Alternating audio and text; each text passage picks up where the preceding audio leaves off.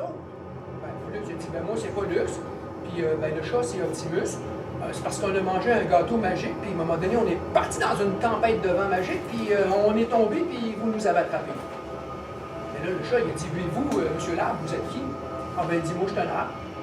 J'appartiens à la forêt lamentable. La forêt lamentable? Pourquoi vous appelez ça une forêt lamentable? Ben, regarde-nous. On n'a même plus de feuilles.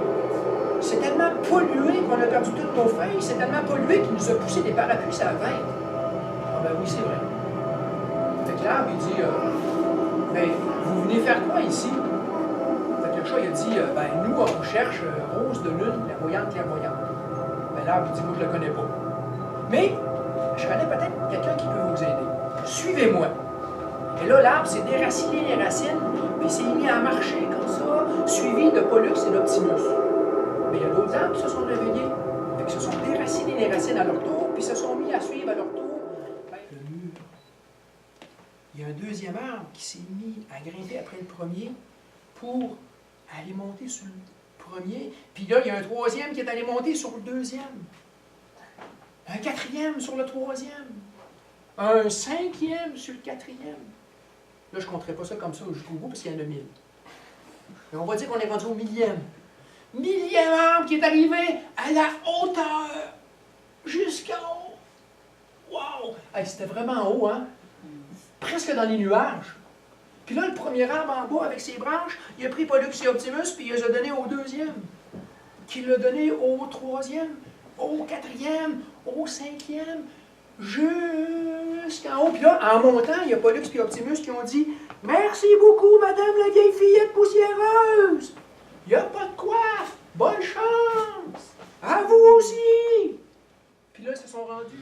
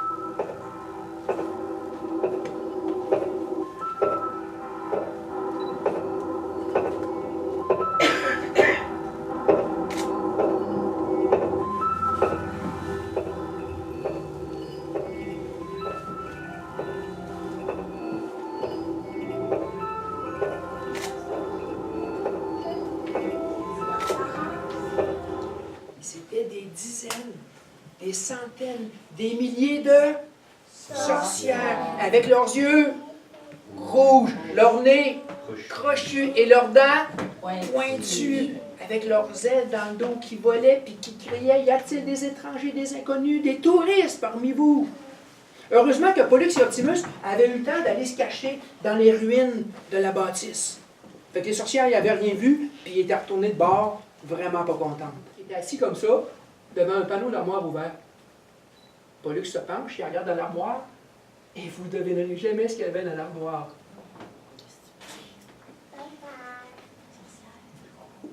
Il y avait un vieux monsieur.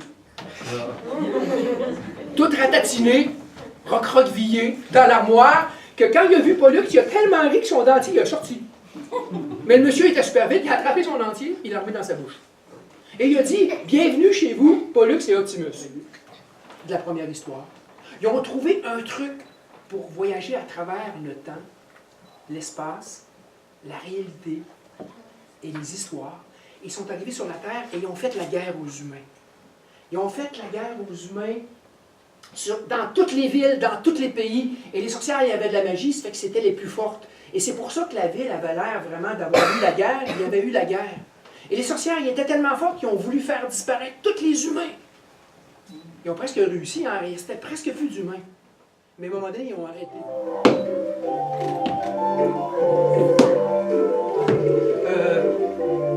Tu fais quoi là, Denis? Je fais Sirius le magicien. Ben, c'est quoi Sirius le magicien? C'est un tube de carton.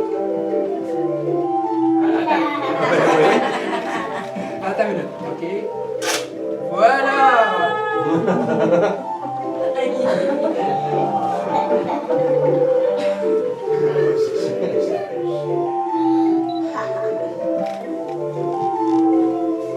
Denis, tu fais quoi là? Je fais un tour de magie.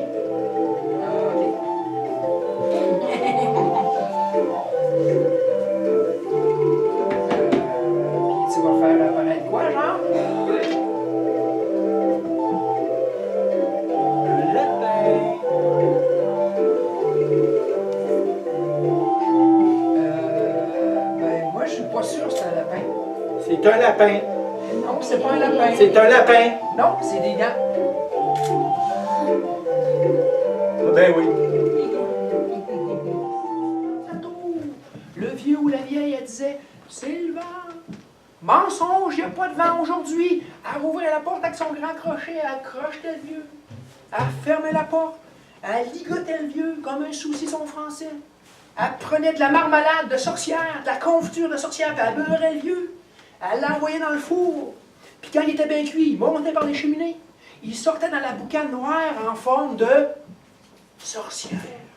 Avec des yeux rouges, un nez crochu et des dents pointues et des ailes dans le dos.